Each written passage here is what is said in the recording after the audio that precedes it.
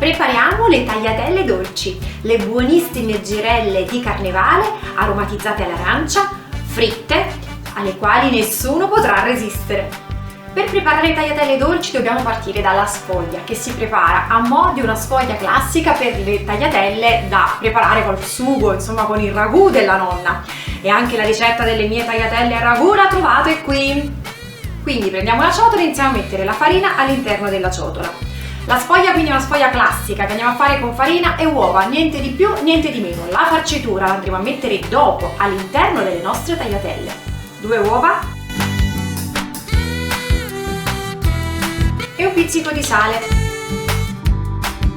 Adesso procediamo come si fa tradizionalmente per le tagliatelle, quindi iniziamo a lavorare le uova facendo assorbire pian piano la farina.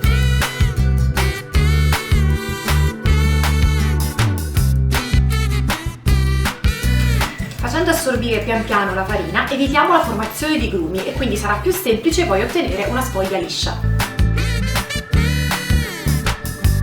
Quando l'impasto inizia ad essere abbastanza compatto, mi aiuto con un tarocco, proseguo un po' la lavorazione con questo e poi vado a mano.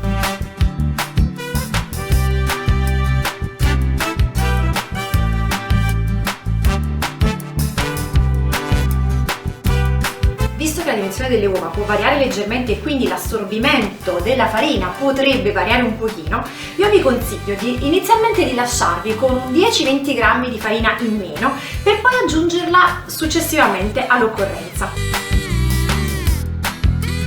Se vi rendete conto che non riuscite ad assorbire tutta la farina che avete a disposizione sulla spianatura, potete aggiungere un pochino d'acqua, però invece di aggiungerla all'impasto, che potrebbe insomma essere eccessiva la quantità che avete preso rispetto a quella effettivamente necessaria, vi consiglio di mettere un pochino di acqua tiepida nella ciotola, quindi bagnare un po' l'impasto, solo un po', e proseguire la lavorazione.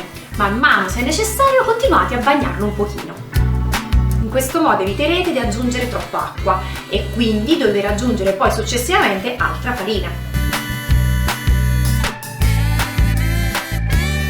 Il nostro impasto è abbastanza sodo e compatto, come vi dicevo proprio quello con il quale preparate le tagliatelle al sugo. Adesso non ci preoccupiamo tanto se risulta ancora un pochino irregolare, perché o continuiamo a lavorarlo e lui diventa insomma liscio e morbido, oppure lo avvolgiamo nella pellicola per alimenti, lo lasciamo riposare a temperatura ambiente per una mezz'oretta. In questo modo l'impasto si rilassa e poi sarà più semplice stenderlo. Riprendiamo il nostro impasto dopo il riposo e lo andiamo a stendere in una sfoglia.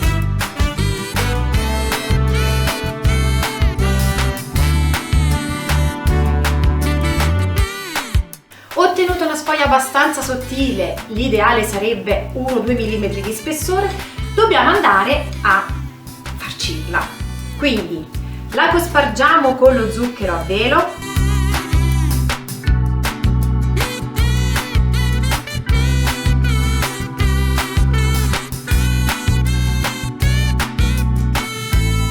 vi grattugiamo sopra la scorza dell'arancia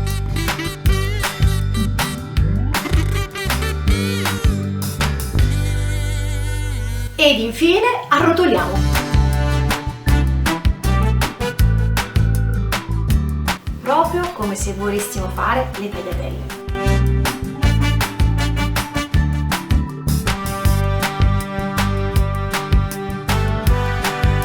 Il nostro rotolo di tagliatelle è pronto, possiamo affettarle.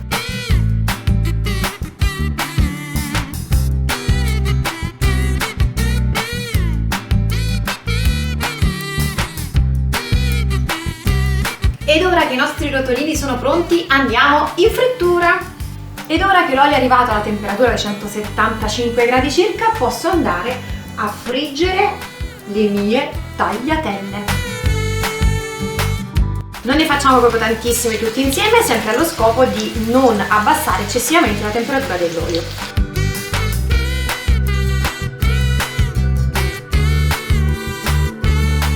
Man mano che sono dorate le preleviamo e le mettiamo su della carta assorbente per far asciugare l'olio in eccesso. E proseguo chiaramente la cottura con le altre. Ed eccole qui, ma quanto sono belle e buone queste tagliatelle dolci! Una spolverizzata di zucchero a velo per completare. La casa è piena di coriandoli e stelle filanti, le tagliatelle dolci sono pronte e noi siamo pronti per festeggiare. Un profumo incredibile e la fregabilità non so spiegarvela.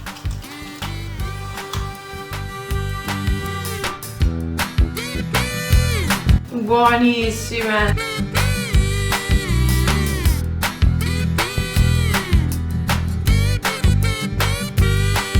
Sono peggio dei bambini.